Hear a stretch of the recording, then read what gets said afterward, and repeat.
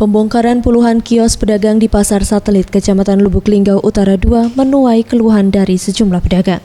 Pasalnya kios yang biasanya digunakan para pedagang untuk menjajakan dagangannya dibongkar Dinas Pasar Lubuk Linggau dengan alasan kondisi kios yang dibangun tahun 1978 ini sudah tua dan harus segera dibangun ulang.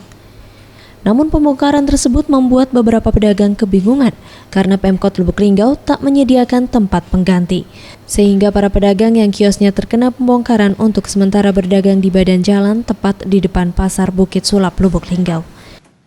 Pak, sudah lama Pak di pasar ini? Sudah.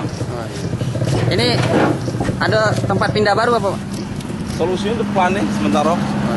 Ini barang-barang bawa kemana? Ini Pak Wali, kapan kita pada pemerintah itu dapat tempat ini gitu. Tempat baru ini kan.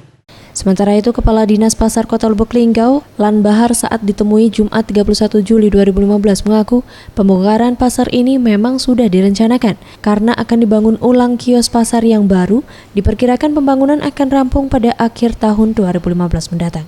Disinggung apakah pedagang yang direlokasi akan tetap menjadi penyewa kos, Lan Bahar tidak memastikan. Pasalnya, Pemkot Lubuk Linggau akan mendata ulang penyewa kios baru nantinya.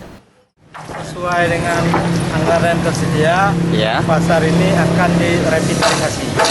Dalam arti pembangunan baru. Oh, pembangunan baru Pak ya? Ya, kita sadar nak pedagang tuh, kaget belum tentu. Oh, belum tentu Pak ya? Kita tengok, ini kan banyak yang kosong.